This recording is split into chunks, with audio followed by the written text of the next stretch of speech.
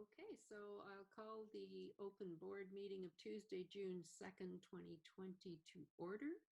I squeal CM na sietya, I nas Tuana Silam Nala. We respectfully acknowledge that we are meeting on the traditional and ancestral lands of the Coast Salish people, where we live, learn, and play. So moving to adoption of the agenda, could I first ask that you add item 12.c, and it is Duncan Train Station Rehabilitation. So I'm looking for a motion to adopt the agenda, moved by Trustee Thorne, seconded by Trustee DeGroot. All those in favor? Motion carries. Moving to minutes of May the 5th, 2020 open board meeting. A motion to adopt the minutes, please. Moved by Trustee Croft, seconded by Trustee Thorne. All those in favor? Motion carries. Moving to recognition, and we have two outstanding people to honor. I'm not sure if they can join us on this screen. Yes, okay, so the first is for Ryan Hill at Quamitchin School, and I'm going to ask the trustee liaison for Quamitchin, Trustee Croft, to recognize Ryan on behalf of the board. Hi, Ryan, and congratulations.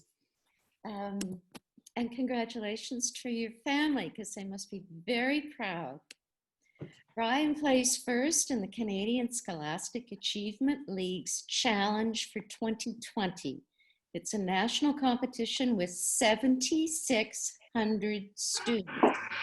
And just to put that in context, we have about 8,000 students here, Ryan, so you can say you're the smartest of everybody.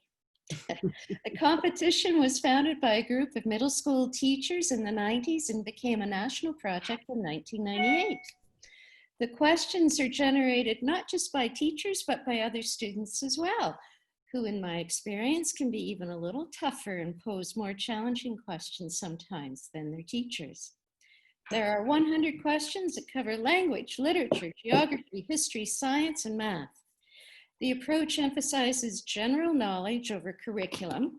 So Ryan, your success demonstrates not only academic prowess, but a keen curiosity and a fine knowledge about the world around us. Ryan, what an exceptional thing you have done. Please take some time to enjoy your success and know that we all wish that we could have celebrated with you in person. We're certain the future holds much success, and we hope that that includes a great deal of joy for you in all your achievements. And watch your mail. There's a little something coming your way from all of us to honor your exceptional achievement. Congratulations. Thank you very much. You're so welcome. Thank you. Thank you for joining us. And our second recognition is to Jenny Redmond, who is a teacher on Thetis Island. And I'm going to ask the trustee liaison for Thetis to make our board's presentation. Trustee Randy Doman. Is Jenny on with us? I see her. Oh, great. Congratulations to Miss Jenny Rodman, or Redmond, sorry. Jenny is our teacher over at Thetis Island in that cool little red schoolhouse they have over there. And she is also a Thetis Islander, which is really cool. We got a homegrown teacher there. She's been in our district for about 4 years now, 2 years over at Thetis Island. And this award is from the BC Retired Teachers Association. And it's excellence in public education regarding her program, which is Thetis Island Intergenerational Learning. And what she has done is she has got a whole bunch of people from the community to come into the school and collaborate with the school, collaborate with the community, and create these wonderful partnerships. She's done it with marine biologists, going for walks on the beaches, regular biologists, come into the school and talk to the kids. the Nature's Conservatory, which have come in, talked about bees and all kinds of nature. I got people coming in and reading to students. I got students who read to the people who come in, the Legion. They've got a long-term soccer coach over there, working with the Penellicut elders to come in and talk to the students, which is exactly what all teachers should be doing. And we would really like to thank Jenny for all the great work she is doing over there. And on behalf of the board, thank you and congratulations on this well-deserved award.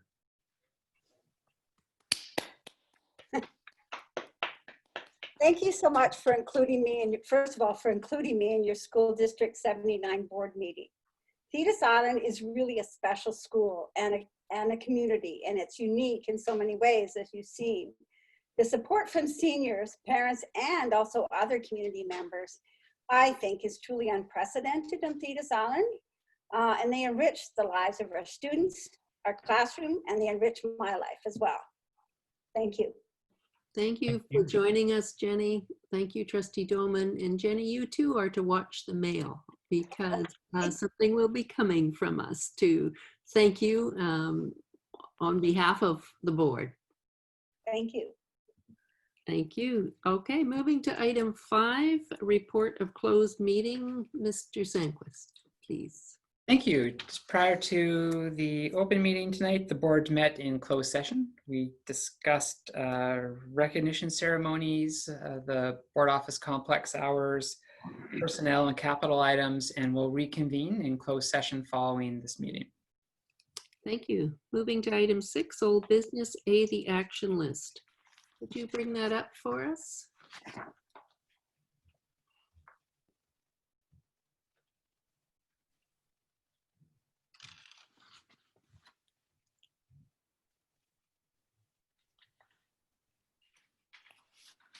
So is there anything that staff wishes to update us on?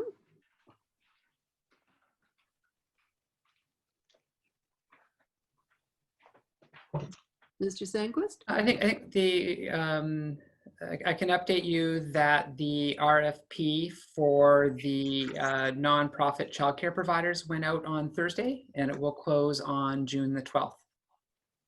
We can also update the board that the Pride flag is now flying on the side of the school board office and was up for April 30th. No, sorry, May 30th. Thank you.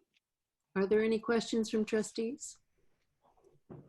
Thank you. Moving on to chair of the board, and while there's a sort of short list, it's a long report. So I'm hoping that you will have patience with me. I don't often report on some of the involvements that I do have in the community, but you should know that we are out there being represented. So the first is the ad hoc COVID-19 transition committee, and you recall we created an ad hoc group to work with our district staff who are working with their schools around how are we providing education in the future. So the committee has met several times to bring clarity to and enact the guidelines from the Ministry of Education, including the top priority of health and safety protocols for students and staff. And as we know, this is the most important piece right now for all of us. It has been no easy task to design a new opening that included a daily health check with no attendance if symptomatic by students or staff, physical distancing that is supported by staggered entry, exits, lunches, recesses, etc., regular hand washing, detailed cleaning 2 times a week on frequent use surfaces, so doorknobs and desks, as well as deep cleaning daily in each one of the schools and including on the buses. So we all know that we have our kindergarten to grade 5 students attending 2 days a week, and having 1 day of remote learning, and our grades 6 to 12 attending 1 day a week and having remote learning on the other days. With our essential services support for essential services workers still continuing, and our food, lunch, grocery bags continuing. I think that the main thing that the committee would like to say is thank you to all of our staff. It's been a tremendous undertaking to reopen our schools under the pandemic conditions that we have. And we thank the staffs for making the efforts necessary to make sure our schools are safe, are healthy, and are welcoming places with continuing excellence in education. The second topic I have is the Cowichan Secondary School Replacement Neighborhood Learning Center update. And I just let you know that the focus groups are continuing to meet. The health and wellness focus group meeting is becoming quite exciting with so many community members and health people involved, wanting to be involved with us and wanting to be part of that partnership. Next week, we have a 2-hour meeting for vision setting. Tom Sparrow and Rod Winjack are very involved now with all of our focus groups. Childcare is being handled by the Early Learning Committee, so that too is proceeding. The Indigenous Language and Culture and Innovations and Technology groups have met, and their work is proceeding. All of this work in terms of a vision needs to be completed by mid-July. So it's been great that we started early and got off on the mark early, because I think we're going to meet that deadline. The third item, 7.1.3, is the Vista Board Chairs meeting. And I'm not sure I've reported to you before on this, but the Vista Board Chairs meet, and I actually organize those meetings, which has really been quite a learning experience for me to set up Zooms and so on. But we have been meeting every 2 weeks to share directions, information, and concerns. The next meeting is this Thursday. It's been really interesting to watch how we've been able to progress with consistency and together, and to share solutions and common issues across the island. So it's very helpful to have those other districts tell us what they're doing, and for us to gain that information and for us to share back. The Cowichan Leadership Team, as you know, it's the membership of mayors, MLAs, MP, RCMP, Inspector, Chief Medical Health Officer, and Chair of the Board of Education. We meet weekly for 1 hour, and it's proven very valuable on issues like opening playgrounds, so that the community is opening their playgrounds at the same time as we opened ours yesterday. It's been very helpful around attention to school zones. The RCMP and we have done news releases and joint statements on Juice FM around the importance of slowing down, because our schools are now back open, and working on things like the homelessness issue. So it's become a real part of the way we operate, is to operate together. BCSDA Zoom meetings. BCSDA has held a Zoom meeting weekly with board chairs from all the 60 school districts. Minister Fleming has been part of the meetings as new developments occur during the COVID-19 as we've moved through the issues. Last week we had Dr. Trevor Corneal, who is the medical lead with the Office of the Provincial Health Officer. And he reiterated the safeness of the evidence that they have analyzed around young people and COVID-19. Minister Fleming was also on the call, and he gave us 4 key messages moving to stage 3. One is it's safe to do so. The second is it's good for kids. And the third is it's a key part of the BC Restart Plan, mentioning that some families are struggling with the at-home learning, and also that our numbers are so low that we need to use this time to reach students who need it and help us learn more for September. There's also a feeling among that group that as we move to September, we will have the opportunity to go through different stages as the COVID conditions change. So this is certainly stage 3 to make sure that we do that fully and we have good result. And my last topic, 7.1.6, June is Pride Month. And as you know, each June, many Pride events are held internationally to raise awareness about LGBTQ+ human rights. Our flag is flying, as we know, and our rainbow crosswalks are coming. We support the values of respect, non-discrimination, and inclusion, and are happy to be part of June Pride Month. So that's the end of my report. Is there any questions? All right, moving on to 8, Superintendent of Schools. Superintendent Gray.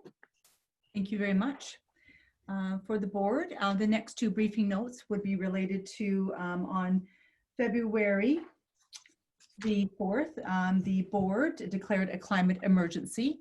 And so it was expected for the staff to bring back a report with regarding accelerating emissions reductions related to SD 79 operations. So in your package on page 13 and 14, you will see that there is a briefing note that talks about the work here in the district. And for the past so many 15 years, there has been a number of initiatives that have occurred related to supporting this endeavor.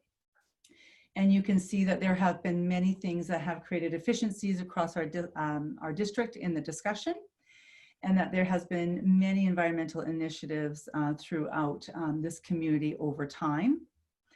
And I know that our staff have put this together in terms of what are some of the possibilities related to this. And you could see that they've suggested that there's target areas that could be focused on, which would be around zero emissions, greening our community and programs such as that. Number 3, supporting educational programming at all levels that works on environmental stewardship. And 4, supporting the exploration of carbon trapping initiatives for district facilities. 5, encourage net zero energy or net zero ready standards for new facility construction. 6, introduce and implement use of cleaning products which are exempt from MSDS system. And lastly, implement a district-wide zero waste and composting program. So although there has been many initiatives that have been undertaken across this district for the past many years, there's also a number of initiatives that they've identified that we could move forward on. And so you can see that the recommendation here would be that a climate action plan would be created in conjunction with the strategic plan 2020-2024 operational plans, which, as the board knows, this will be coming in a multi-year form around some of these initiatives. Any questions? Other questions from the trustees? No, then are you expecting as a recommendation that become a motion? At this time, it would be more of an information, but if the board would like to make it a motion, that can certainly happen as well.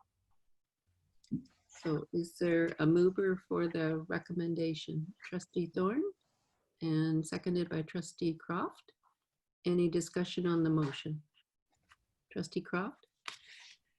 I just have one question. I'm not sure everyone understands the meaning of MSDS exemptions. Can you perhaps fill us in? I was a little concerned you might ask that of me, and I might have to suggest that either the Secretary Treasurer would comment on that, or we could actually request our Director of Operations to be promoted to discuss that further. Mr. Sandquist, do you have an explanation for us? You need to put on your mic. Oh, 1 second. I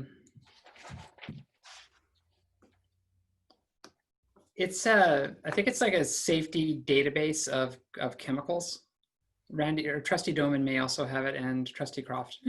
Material safety data system or sheets systems is everything you have in that you buy in chemical, from what we clean the floor with to WD-40 to engine oil to diesel, has this material safety data sheet which tells you everything that's in it, and any health and safety issues to go along with it. So if you drink diesel, this is what you do to get out of your system. Or if you splash the chemical we use on the floor to clean the floor with in your eye, this is how you treat it. And also, if you have to go to the hospital, you can take this MSDS sheet so the doctors know exactly what they're dealing with. And this goes from relatively less harsh chemicals like you would have at home, or really harsh chemicals at engine cleaners and things like that. So that's what that is. thank you, Trustee Doman. Appreciate that comprehensive explanation. Okay, are there any further debate on the motion? All those in favor?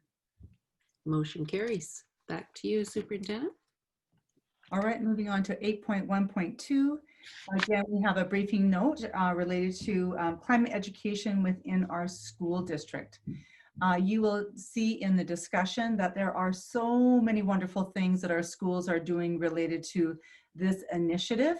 Many things from recycling programs to nature programs to working on efficiency programs around turning off lights and computers overnight and so on. And then if you move down, currently right now, there are conversations occurring with CVRD and our school district and Nanaimo Ladysmith School District with regard to looking at climate change and sustainability. And as some of you might recall, we've also had some DSAC students who have certainly taken it upon themselves to participate in some of the other CVRD initiatives related to climate. So there's been many, many programs that have occurred throughout this district. And then you'll also take note that DSAC as well have identified that they would also want to approach some other environmental mini sessions for next year as we move forward as part of our strategic plan. And so what we've been able to identify is there's really been no systematic approach with regard to how we approach environmental stewardship and so on.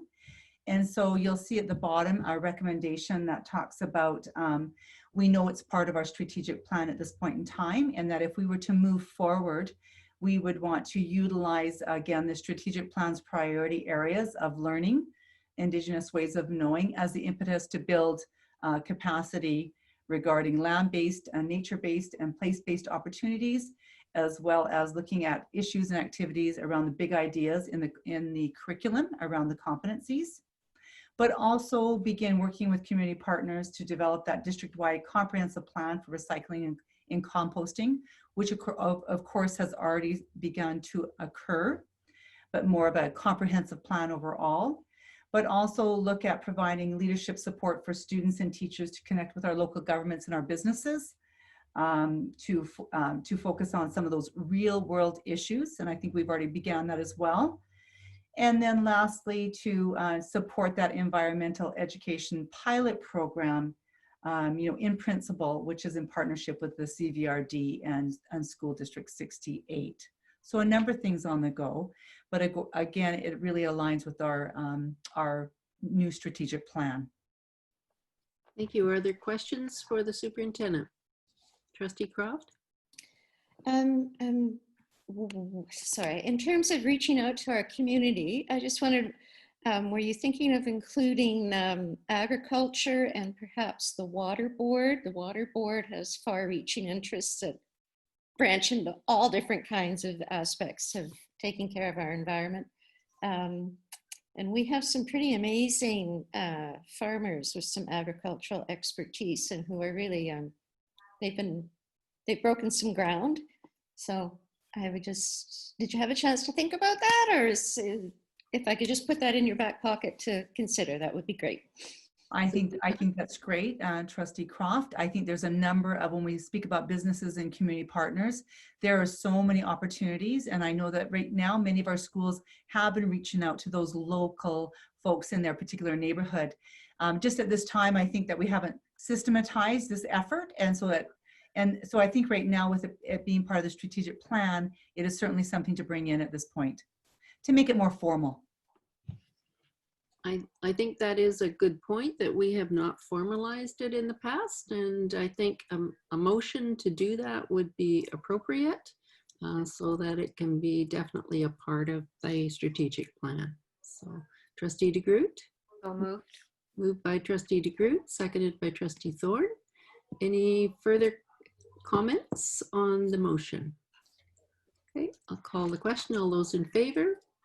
Motion carries unanimously. Thank you for the reports. They're very important to our community and we as a part of that community. Thank you. Great. Back to you. All right, thank you. Moving on to superintendent's update. I just wanted to let the board know that with our K-12 education restart plan, that we had a principal and a vice principal meeting yesterday, and I know that our board chair discussed a number of things with regard to stage 3. Overall, it has been very smooth. It has been very positive. In fact, I think that it's been very calm. We have had our buses running to pick up any students on any of our routes at this point in time. We had 400 students indicate that they would be interested in riding the bus to begin going back to school June 1st. And so we know that our buses are certainly not filled to capacity, but we have anywhere between 5 and 10 students who are taking that opportunity to attend school via bus as well. I think that our health and safety measures that we have put in place have been very positive and well received by all of our educators and our personnel at the school sites. I'm not sure if you're aware at this point in time, but right now we have all of our personnel going into school as well as our students. But with regard to any parents or any other visitors, it would be expected that they would have to make an appointment in advance in order to actually come into the school. Overall, we've had, I do have some numbers with regard to the number of students who have returned. We've had 2 days, and it would be expected by the ministry that we do take attendance at this time.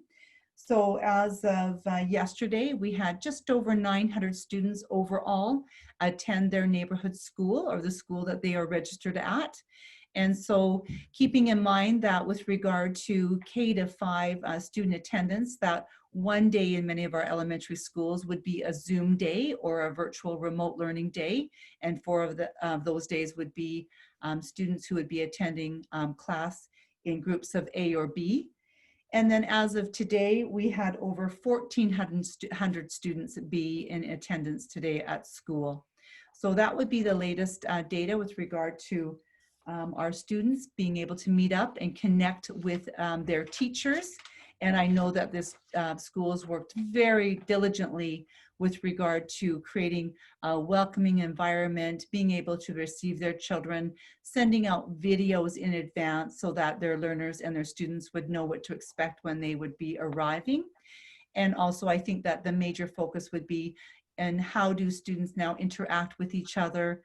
How do they keep that physical distancing? How do they work out with regard to their lunchtime and their playground use to keep safety at the front of everything that they do during the day? So it's gone very, very well overall. And I'd like to thank all of our educators and our school staff for doing that great work that they've done. And in fact, I think one comment was that we were almost overly prepared. So I think that's a great news item. Thank you. can I just ask, the Ministry of Education said 1/3 of the students are back in classes. Would we have met that amount? Well, I think if we're over 1,400 and our regular student body would be, over 8,100, we're not quite at that mark. But I think that every day would create some new and different numbers based on when our schools would have their Zoom day. I also think that there's some different things going on at different schools that would also be most engaging. And I'm sure that as students speak with each other and recognize how positive it is, and maybe giving some time for our parents to think and determine whether it's a good opportunity for their own learners, because as you're aware, it's optional at this point in time. So I don't think we're quite up to those numbers, but I would hazard a guess that we might be by next Monday. Thank you. Trustee Croft? I hope you're not getting sick of me yet. I just wanted to offer that I did hear from a couple of parents that they were very pleased to have quite extensive and productive conversations about their children return to school, which clarified things, and the parents decided to go ahead. They felt very comfortable with it. And just reaffirming our superintendent's comment on the numbers, in that there are some kids that aren't even due back in school until Thursday and Friday of this week. So yeah, counting heads for comparison is still a bit premature. So fingers crossed for Monday. Thank you. Thank you. Back to you, Superintendent. All right, and I'm moving back on around our strategic plan. Right before we began planning for our June 1st restart, we had 4 excellent sessions where we invited all of our different employee groups and our students in to actually look at some actions and some strategies with regard to our 4 priorities. And so we have a lot of notes with regard to those sessions, and we look forward to now putting together some formal actions and plans and strategies related to operationalizing our strategic plan. So just an update for the board with regard to that. We still are continuing with some of our regular work that we've had to do. Thirdly, I wanted to share that Mini-O, this is a beautiful tradition where we would normally have gathered and been over at the track across the way here, but it is still happening. And so we have the virtual Mini-O occurring. And so next week, throughout the week, there are going to be many activities available for our learners to actually participate in. And so they will be receiving a bit of a bingo card with all the activities to fill up all of the squares related to some of the activities that they will be doing. And so we're very excited and very proud of our international student program and leadership who puts this on annually. And so we're very excited to know that it will continue forward. So in times of pandemics and in crisis, we still have much creativity that goes on and innovation in our school district. And so I wanted to share that with the board. And I know that what I'd like to do is if I could ask our Director of Communication to be promoted, because there are a number of videos that we'd like to share. And they include a welcome back from our knowledge keeper and elder, Dolly Sylvester. We also have a great 10-minute video with regard to documenting all of the work related to how we have supported the community overall related to the past couple months.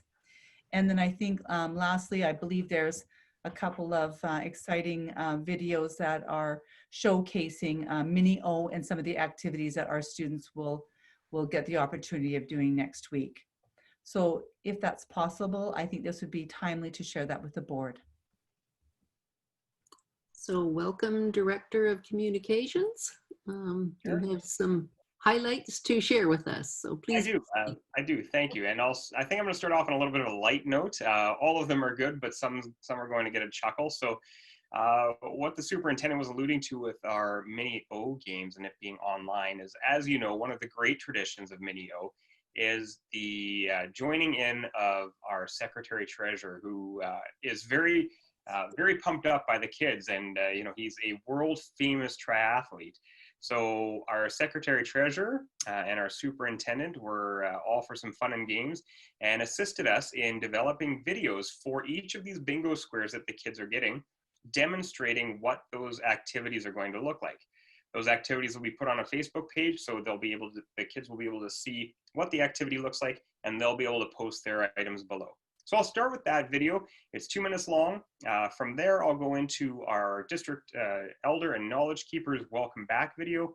And finally, I'll finish off with our mini documentary, which really describes and takes a look at how our organization was able to shift during that first about 8 weeks of the pandemic, from one that was really focused on education to one that was really focused on really helping our community and coming forward with community support. So I'll show those videos now. Thank you. Share screen.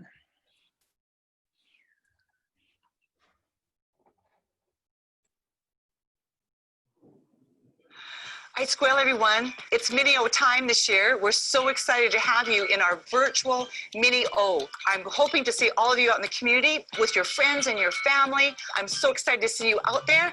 Go, everyone, go.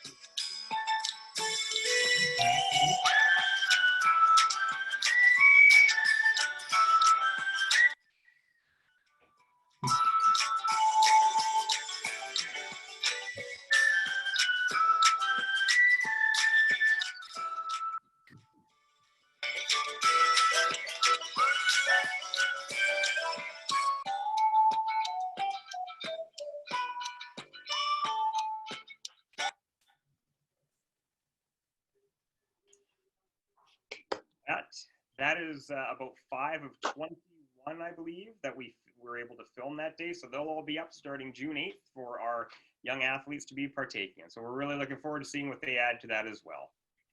So we'll go on to Dolly's message here.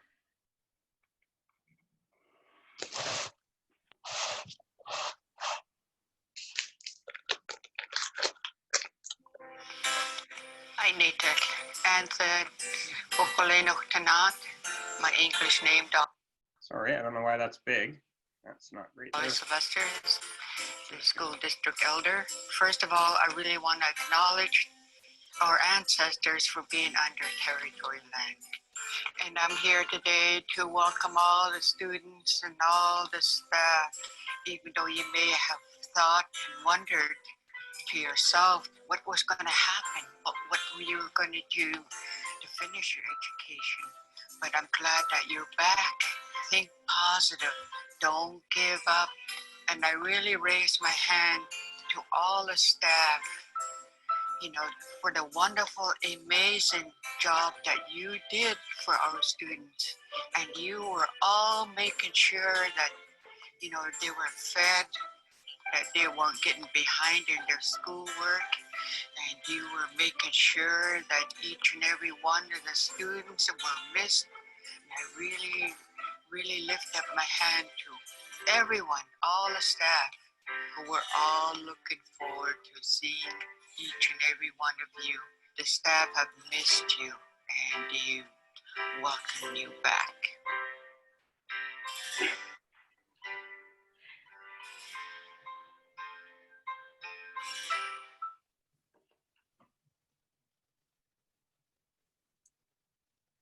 And now finally, last but definitely not least, our mini documentary about our organization shifting during this pandemic time. I might have got the wrong one there.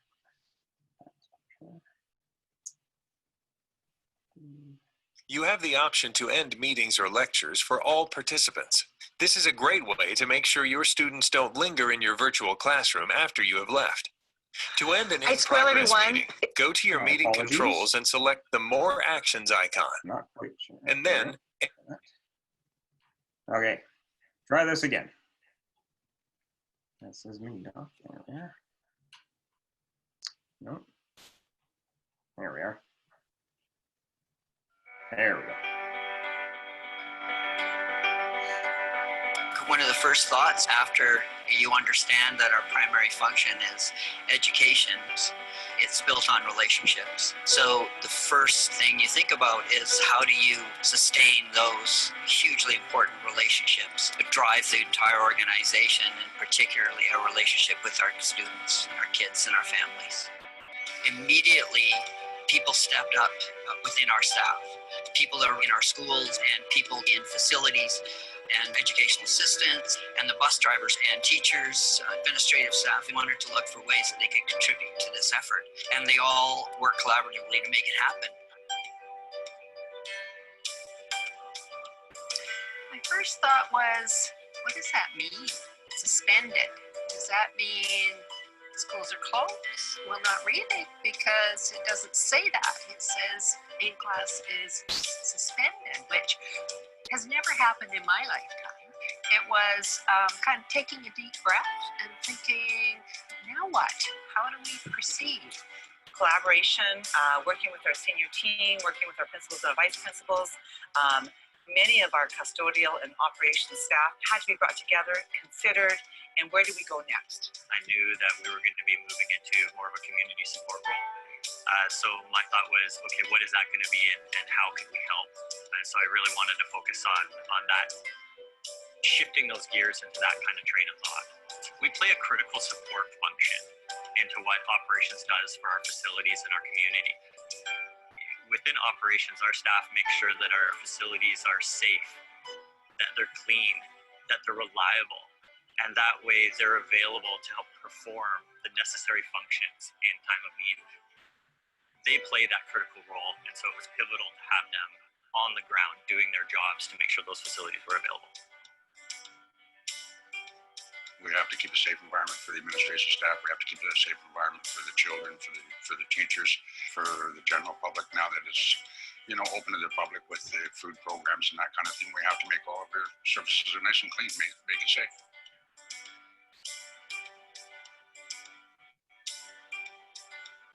When March 14th, things were changing, I thought, that could be a bit hard for the kids because we're a close-knit little group, and just the children I thought needed the personal connection. Sometimes the students will come here and I'll be on the porch area. Other times I'll go to them, if it was all right with all the families, and visit them at their house.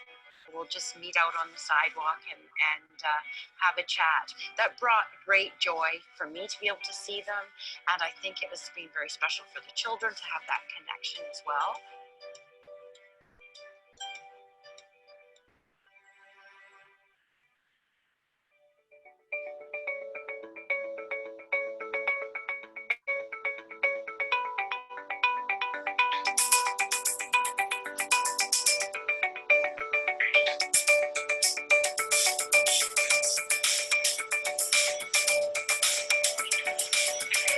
My mom is an essential healthcare worker. She works on people's feet. And my dad works too, so I have to come here. That's the only place I can really go.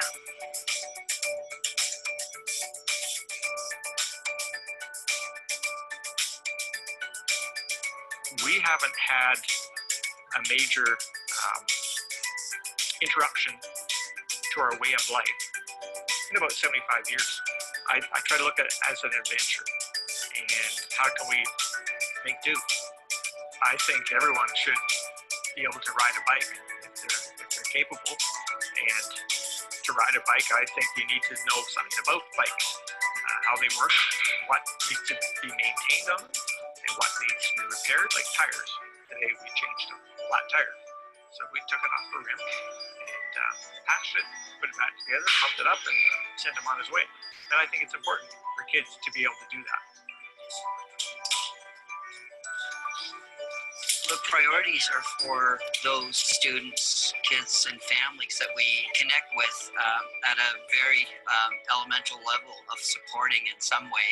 And I would include supporting food and basic needs and part of those relationships as they come into our schools and some of the programs. Since students couldn't be in our schools and our breakfast programs, lunch programs, and snack programs throughout the day couldn't function in the manner that we were able to do them previously. So we had to look for ways and reach out to community partners that we're already working with and see how do we pivot that to get that same connection with families and kids and support them in regard to food security.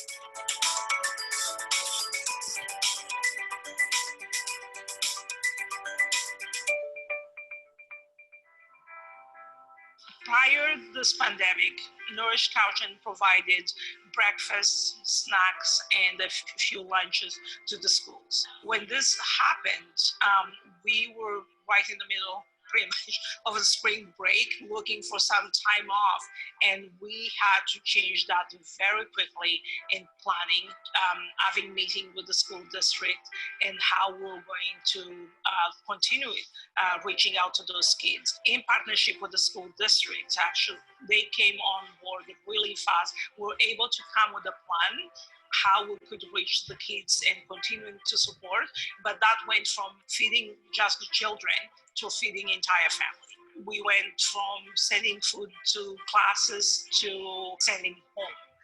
The things that we're sending that are not pre-made are basic staples: pasta, the rice, the vegetables, the fruit, and eggs. But most of the soup, the curries, the pasta sauce, we're doing that in-house.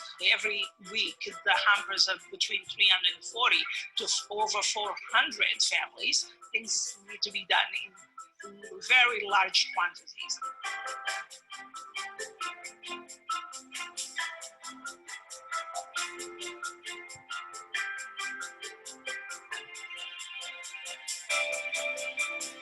We do every week through our staff deliver food personally to families.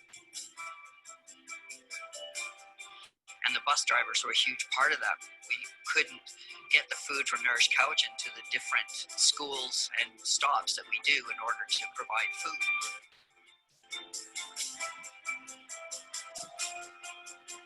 We still maintain a little bit of that boundaries between us knowing who the kids are, because the school district is taking care of that. So it's a really, really great partnership, because it is a lot of work getting all this logistics together. I'm feeling very honored and privileged to be able to continue to do our job, which wouldn't be possible without the support of the community. I feel very fortunate that all of the people in this Cowichan Valley School District were able to come together and to start building an infrastructure of support for all of our students, our families, across this overall community to support everyone that has been impacted by this particular emergency. The school district is so united with the community. It is all of our staff are reaching out more because we've become more a part of the community, and the community is reaching in to us as well. The school district is providing not only education, but community.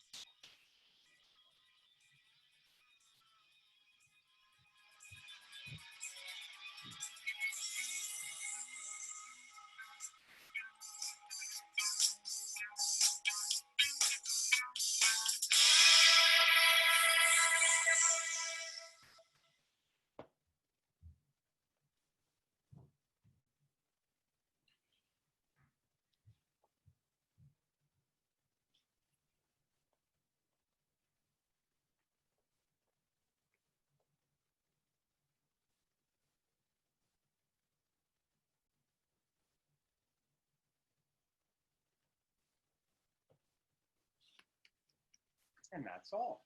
Thank you.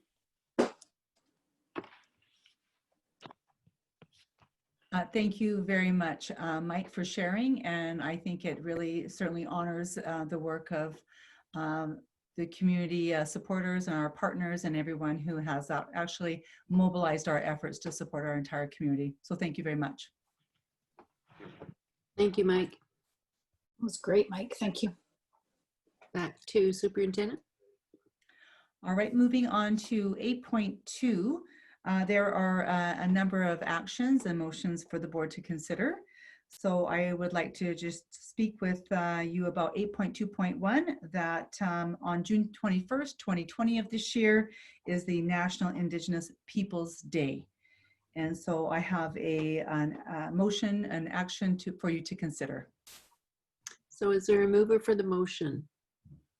Moved by Trustee Thorn, seconded by Trustee DeGroot. Any conversation on the motion? All those in favor? Motion carries. Moving to 8.2.2. So the board will see that we have a new course that we want to bring forward. And in your package, you will see that it is a course that is really about a pre-course for Composition and Production 10. And you can see it's introductory level. And it provides continuity for the provincial course in grade 11 and grade 12. Focuses on the basic elements of musical composition and the fundamental techniques and best practices used in capturing and manipulating recorded audio. And so at this point in time, I'd like to propose that the board would approve this particular course. Thank you. Is there a mover for the motion? Moved by Trustee Croft, seconded by Trustee Kemmler. Any conversation? All those in favor? Motion carries. Can we just say, Superintendent, to thank the school for initiating more opportunities for our kids. It's wonderful to see. Thank you. Will do. All right, so moving on to 8.2.3. Every year the board would come together to speak around the next year's calendar. We do have a 3-year calendar in place, but in order to finalize that, we work with our CVTF to ensure that we have our non-instructional days confirmed, and they have confirmed those days for us, and it will be on our calendar in your package on page 24. But included in that package is a briefing note which is related to a change in the district closure week. It became very apparent this year when the pandemic came into play around COVID-19 that our district was definitely out of sync with the rest of the province. And if you recall, we were 1 week earlier in compared to about 56 other districts when we went into this particular place. So what I'd like to propose to the board would be that we have a contractual obligation with CVTF with regard to spring break, but our school closure week that traditionally lands before that spring break could be moved to the following week, which would be in line with many other districts, in fact, the majority of the districts. So I would like to propose that we look at changing our closure week to follow our spring break week for next year, and that would include an amendment to the calendar. Is there a mover for the amendment? Moved by Trustee Croft, seconded by Trustee Thorn. Any conversation? Trustee Doman? I think this needs a little more thought. A lot of parents have liked the fact that they get to go on spring break and travel a week before the rest of the province. And a couple of reasons: it's less crowded, and the big reason is at times it can cost a little less, but more so it's less crowded and they seem to have a better time. So I think this should be run by parent through the DPAC people and parents before we okay this. Thank you. Further conversation. Is that a comment in response to Trustee Doman, Superintendent? It would be. This change would require a 30-day with public input before it would be changed.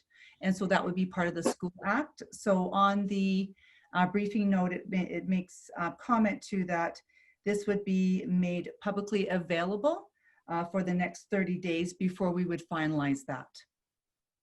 And that's inclusive under next steps.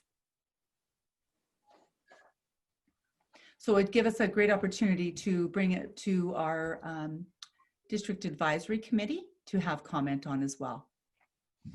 So if we vote on it today as a recommendation says, we wouldn't be voting on this today then?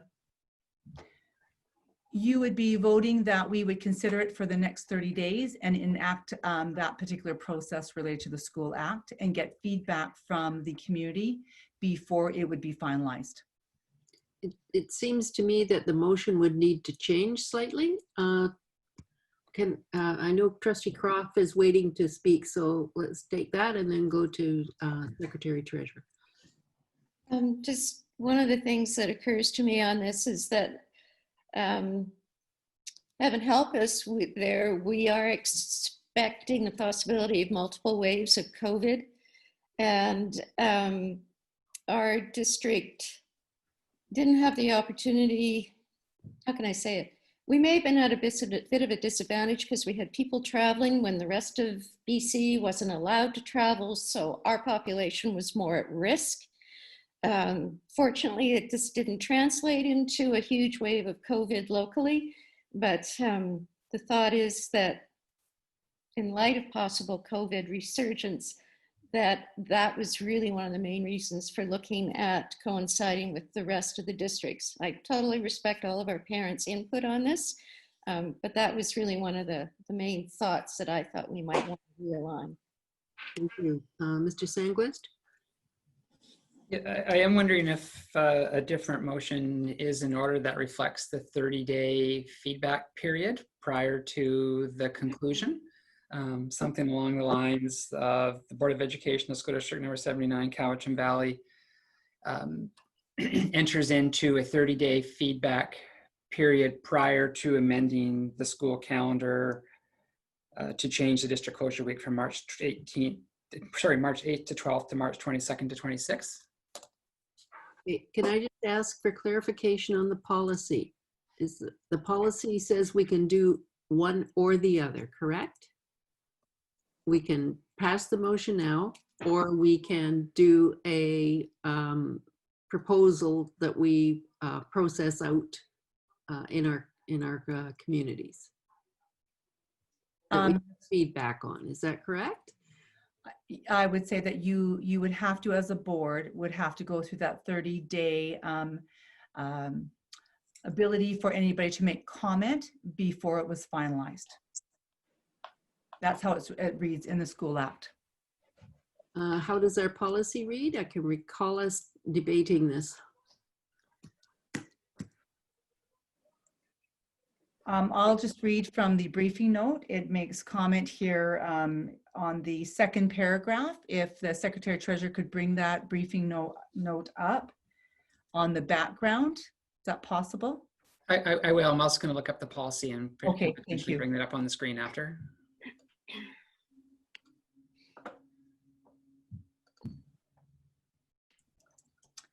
So this would be with regard to the School Act and the school regulation that sets the parameters for the purposes of section 87.02 of the Act. A board must make publicly available proposed amendments to a school calendar at least 1 month before making the amendments. So that would be with regard to the School Act. Okay, so that's regard to calendar, not policy. Okay. Right. Then let's go back to the main agenda. And if we follow the sequence of what we have debated, then what we should be doing is defeating this motion and then bringing back the new motion that Mr. Sandquist read to us. Okay, are you clear on where we're going? Is there any debate on the motion that is currently on the agenda here? Okay, so all those in favor of the Board of Education amends the calendar to change the district closure week, etc. All those in favor? Those opposed? Okay, unanimous? Okay, so then there has been a suggested second motion. Is there a mover? Moved by Trustee Thorne, seconded by Trustee Doman. And before we debate anything, could you reread us that motion, please, Mr. Sandquist? Sure, I have to remember it. Thank you. It's better your job than mine. That the Board of Education of School District number 79, Cowichan Valley. I think I said something along the lines of enters into a 30-day consultation prior to amending the 2020-2021 school calendar to change the district closure week from March 8th to 12th to March 22nd to 26th. Thank you. Any debate on the motion? Trustee DeGroot and then Trustee Doman. It's not debate, but that would mean we would be having a meeting in July then to finalize this calendar. Is that correct? Sometime after the 30 days. So we could wait until whatever meeting comes up next. But it would have to be in after July the 1st. Yes. Okay. Trustee Doman. Would we be sending this out to parents? I believe the discussion has been to approach them at the advisory committee. Okay. So, but Mr. Sandquist, perhaps you could tell me the process on feedback. I think we'll have to design a feedback process. Would definitely include advisory committee. You also have survey potential as well. Thank you. Do you have a suggestion, Mr. Doman? Well, as long as we're taking it out to parents and informing them. Thank you. Any further debate on the motion? Calling the question, all those in favor? Motion carries unanimously. All right, moving to 8.2.4, grade 12 commencement. Back to superintendent. All right, you'll see on your briefing note here, there's been a lot of work and consultation done with our school staffs. We also had the great fortune of being able to work with our medical health officer, Shannon Waters, who also worked side by side with our secondary school principals and vice principals with regard to ensuring that any kind of grade 12 commencement ceremonies certainly followed our health and safety protocols, which is paramount for all of us. And so that's a bit of the background, because we know, I think that for all of us, that grade 12 commencement is one of the pinnacle events that occurs for all of our learners as they walk through, and it's most important for all of our parents to also participate and be able to be there to observe this wonderful event in their child's life. And so you can see that there are a number of I'm not sure if this is the up-to-date briefing note, Secretary Treasurer, but we do have one, and it showcases, and I think you would have received an amended one today, this morning, where it speaks about every secondary school and what their intention would be related to their ceremonies. So if you have your briefing note in front of you, we would have our Chemainus Secondary, and they plan on doing a ceremony that involves all of their graduates to come into the school, spend time in each separate classrooms, but work together and maintain less than 50 people in the particular area, and then come together to formalize that particular celebration on June the 19th. And so families would be invited, but we would actually make it a very small endeavor there.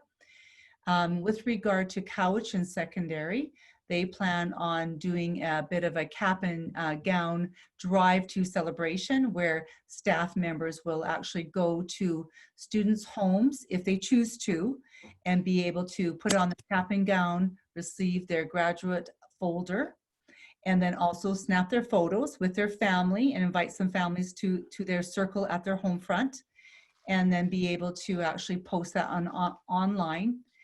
And then also at 8 o'clock that evening, there would be a valedictorian speech that would be live streamed for all to see.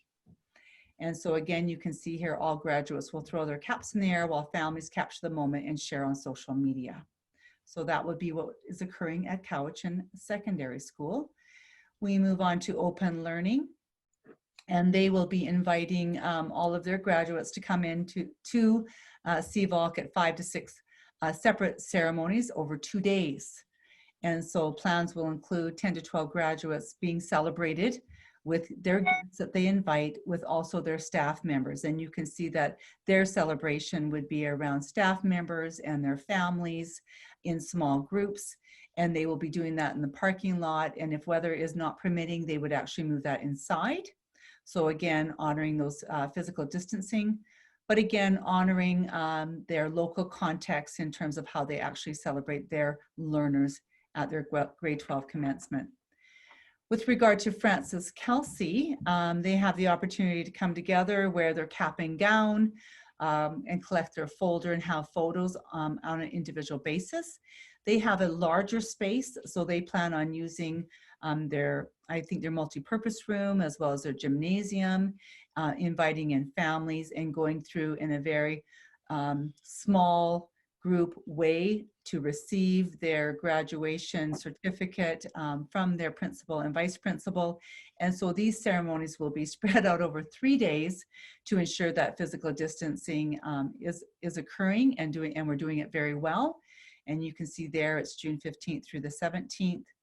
And then again, Lake Cowichan School, they have a strong tradition that they're going to continue to honor.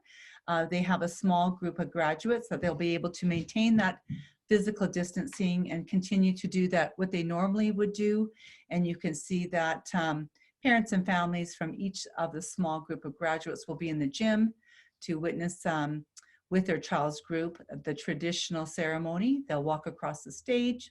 They'll receive scholarships if indeed they're a recipient of one, and so on. And there'll be a story even being told by their school counselor. So you can see that every school has a very different process around their grade 12 commencement. And I think that because we are a very distinct group, a community in very different parts of our overall geographical locations, you can see that they're trying to honor traditions that have been held at their school and also doing it in a very, very safe way in consultation with the folks that we know we need to take direction from. So again, here, the recommendation would be that the Board of Education approves the planned grade 12 commencement ceremonies as presented in this briefing note. Thank you. Do we have a mover for the presentation? Moved by Trustee Thorn, seconded by Trustee DeGroot. Any conversation? Trustee Doman? So about lunchtime today, I had a call from a parent not liking what's happening at Cow High. And then I came home and my daughter laughed at me and said, "Ooh, you're in trouble." I said, "Well, why is that?" "Well, all the students are mad because Kelsey's having something in the school and Cowichan isn't, and they're wondering why that is." So that's what's going on out in the community right now. That's what the kids are thinking. So I can certainly comment. I think that all of our principals and vice principals would have been working with their school staffs. I'm certain getting feedback from parents and students. And I think that what they've attempted to do is do some different things. I think that all of our high schools have a very different student group and complexity. Cowichan Secondary has, I think, over 270 graduates. Much more difficult to, I think, to manage within that type of a framework. So yes, there are different grade 12 commencement ceremonies on the go at this point in time. But I would say that trying to do this in a very complex environment it has been very challenging for our school-based leaders, as well as our students, who I know want to be honored in a way that has been traditional in nature. And I also know that we have some of our student representatives from DSAC who are certainly meeting with myself and our Director of Instruction Secondary to ensure that the voices of our students are being heard. Thank you. Sorry, you go ahead. Well, I was just going to comment that it's amazing that our schools are so inventive and so individual, and just to remind people that they've always been unique and individual. No, it seems to me that most of the graduation ceremonies that we've had, while there has been a certain amount of tradition there that we can't change, they've all done the tradition in a somewhat different way. So I think this is not greatly different, but I pass back to you, Trustee Dolan. I think you need to go back and talk to the students, because this is not what I'm hearing. You know, my daughter said they tried to talk to the principal, but that's the way it is. So I think somebody needs to go back and talk to the students, that's all. For sure, we always want people to talk to our students. So, and Superintendent? I would like just to comment, I recognize that the students really want what they've received in the past, and this is probably a very challenging circumstance for all of our graduates, a very challenging moment in a time of a pandemic that I know that many of them would want the same celebrations that would involve hundreds of students and families and community members who would traditionally be there. And I think it's very challenging to try to figure out how to do this in a pandemic. And I would certainly will suggest to all of our secondary principals that it would be relevant at this time to definitely have further conversations with their grade 12 students so that they can hear their voice, because it is one of the most important moments of our graduates' lives. And their parents, of course. Thank you. Any further debate on the motion? Trustee Kemmler? I'm going to make an assumption that if we make this motion and say this looks really good to us, that still leaves our administrators room to tweak and fix and do what they need to do. Am I correct about that, or does that make this written in stone for the administrators? I think there's still some room for tweaking and certainly revising and taking into consideration certainly all the voices. I think they're trying to get there at a very challenging time. As you're aware, but maybe 2.5 weeks ago, it became apparent that we were actually coming back to the school site. And so there's been lots of changes that needed to occur, and they're certainly on their feet trying to make it happen and doing it in a very positive and a very good way. So there is definitely room for that. Great. Thank you. Trustee DeGroot? Maybe we should put, instead of approves, that we received that grade 12 commencement plan, and that would legalize any changes that might need to be made. So are you making that as an amendment? A friendly amendment? Sure. Yes, I will. Amendment is to change the word from approve to receive. Is there a seconder for that motion? Trustee Kemmler? Any debate on the motion, on the amendment? Okay, I'll call the question. All those in favor?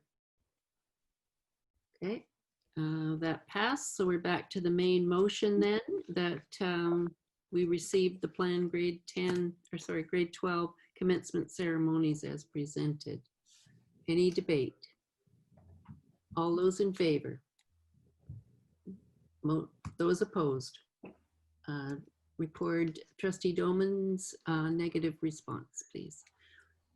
Okay, let's carry on to the Secretary Treasurer.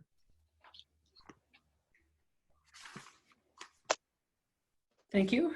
There's two items in my report tonight. The first is around school board office hours of operation. So this is just to inform the board and the public that the board office began yesterday from the hours of 9 until 1. We have set up the reception area in a manner that provides distancing from the reception and with the hand cleaning station and sign in and protocols at the front of the office. It's also time to talk about summer hours. That is coming quickly, and traditionally we stay open for a week for public into July and come open up the doors again a week before school resumes or 2 weeks before school resumes in September. So we would be looking at July 6th to August 28th for the board office summer hours and summer closure. So moving past that item to the budget, the board began this process in February. It seems like forever ago, given the effects of the pandemic. We began with budget assumptions and enrollment estimates, and we also reviewed risk factors in February. And then in March, the board adopted the budget guiding principles and received their funding just as the COVID-19 pandemic arrived and changed everything around the budget process and the risk factors and how we budget. So the board adapted and got back on schedule in April with multiple meetings. So I want to thank everybody for their flexibility and still dealing with the important task of budgeting. We're also dealing with the context of COVID-19. The board collected public and partner feedback through that time. We did it through Zoom meetings instead of in person, that created its own. We all became Zoom experts through the budget period. So I want to thank the board for their commitment to that budget schedule, which gets us to where we're at today. Certainly thank the district staff that worked on the budget as well, managing the implications of COVID-19, the public that took the time to answer the survey while they were, and parents and students and staff and public while they were themselves dealing with the effects of COVID-19 in their households. Certainly also want to thank our partner groups who came through and provided feedback again while everybody's distracted by the pandemic. And of course, the finance team of Karen and Alicia and the payroll staff and the accounting staff and HR staff who all contributed to developing the estimates for the budget. And the budget came with a guided tour to the BEBC meeting last week and was recommended to the board for first and second reading tonight. Now, the budget bylaw that's included in the package was assuming a June 15th meeting, so we'll need to amend that for a third reading date. I understand we're going to be moving that forward to June 22nd. So I'm just going to share the budget quickly here. So this is a consolidated budget made up of all funds. And if I just scroll down to the bottom, just a couple of highlights are that it is balanced using 1.625 in surplus. So the board saw that was still the projection at the last Board Education and Business Committee. We were looking at an accumulated 1.7 this year.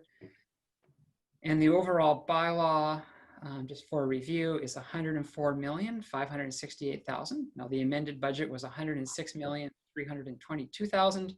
So we spent some time at the last meeting reviewing why some of those funds were lower now, and they're lower because we have different information in the annual budget than we often do in the amended. The amended comes with full funding of Remedy, Classroom Enhancement Fund, etc. So there is motions in the package. And the first one would be for first reading, which I know is not debatable, and it's to give first reading to the 2020-2021 annual budget in the amount of $104,568,007. Is there a mover? Moved by Trustee DeGroot, seconded by Trustee Thorne. All those in favor? Motion carries. Moving to reading number 2. Is there a mover for that? Moved by Trustee DeGroot, seconded by Trustee Thorne. Okay, are there any questions or debate that you wish to do for the second reading? Okay, I'll call the question. All those in favor? Motion carries unanimously. Thank you, Secretary Treasurer, and thank you and your staff for all the work around the budget. And of course, we need to thank our education partners too for their input. Okay, moving to item 10, committees and outside organizations. The first is the May 19th, 2020 Advisory Committee meeting. Trustee Croft.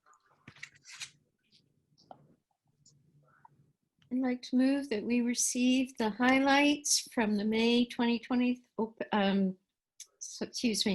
from the May advisory meeting. Thank you. Moved by Trustee Croft, seconded by Trustee DeGroot. All those in favor? Motion carries. Moving to item B, minutes of the April 28th, 2020 BEBC meeting. Trustee Kemmler. I'd like to move that the board receives the minutes from the April 28th, 2020 BEBC committee meeting, please. Thank you. Moved by Trustee Kemmler, seconded by Trustee DeGroot. All those in favor? Motion carries. Moving to the highlights of the May 26, 2020 DSAC meeting, and I'm unsure of the trustee who attended that meeting. Trustee Croft, could you move then that we receive the highlights, please? I'd like to move that the Board of Education of School District 79 receive the highlights of the May 26, 2020 DSAC meeting. Thank you, Trustee Croft. Moved by Trustee Croft, seconded by Trustee Thorn. All those in favor? Motion carries. And moving to item D, minutes of the February 20th, 2020 District PAC meeting. And I believed I attended that one.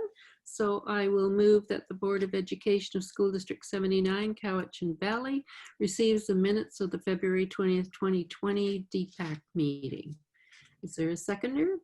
Seconded by Trustee Thorn. All those in favor? Motion carries. Moving to upcoming meetings and events. If we could just look at that schedule for a moment. And as has been stated before, we had a special open board meeting scheduled for the June 15th time, but I request that we move that to June 22nd, which is the following Monday at 4 o'clock. Is anyone concerned about that move? Okay, great. And then we have board planning, advisory, DPAC, our district retirement. Please note the June 24th at 5 p.m. And DSAC, I think that date has been set. Do you recall the date, Trustee DeGroot? I just got that today and I don't think I've put it in my calendar yet. Okay, thank you. Oh, wait a sec. We do have information from DPAC here. There will be no DPAC meeting in June, so we can take that one off. Thank you for letting us know, Carmen. Okay, and DSAC and Trustee DeGroot, you know about that date, so all is well. Somewhere I have it, yes. Thank you. Anything further from staff or trustees on our upcoming meetings? Okay, let's move on then to correspondence. And we have, first of all, A, the Ministry of Education re-daylight savings time. This is an interesting response. However, if we could,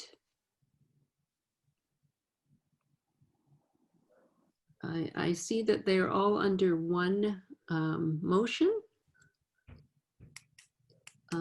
That will work for the two that were on the agenda, but not for the third item. So perhaps we could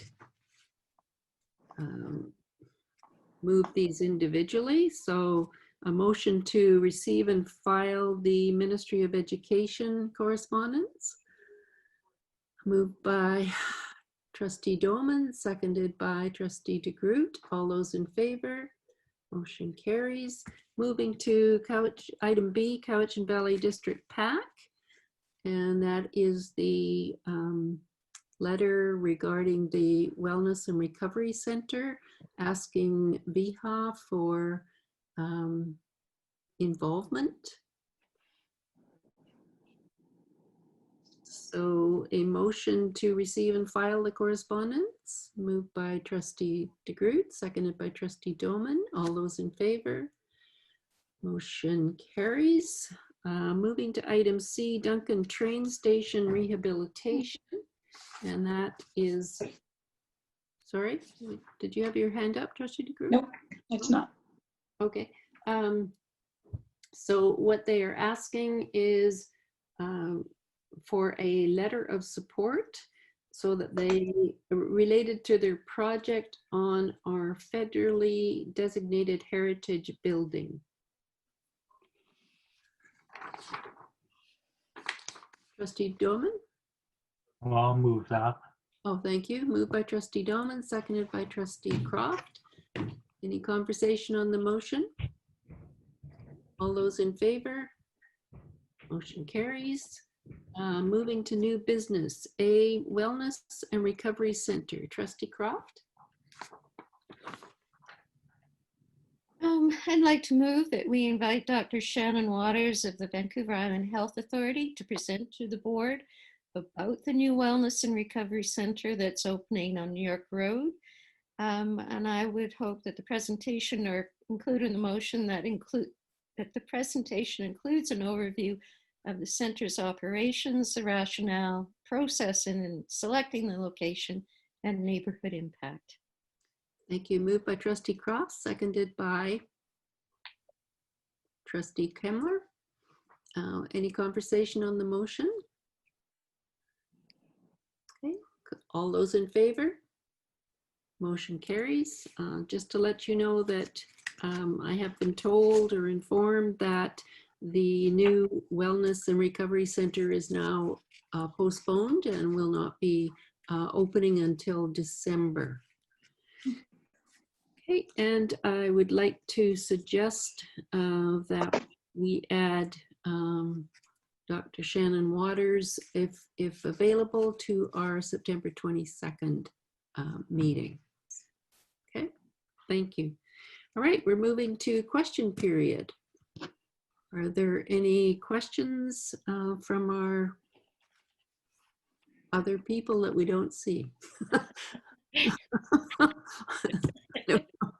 From our audience. I don't see any entered in the question and answer. Okay, then a motion to adjourn. Moved by Trustee DeGroot, seconded by Trustee Doman. All those in favor? Motion carries.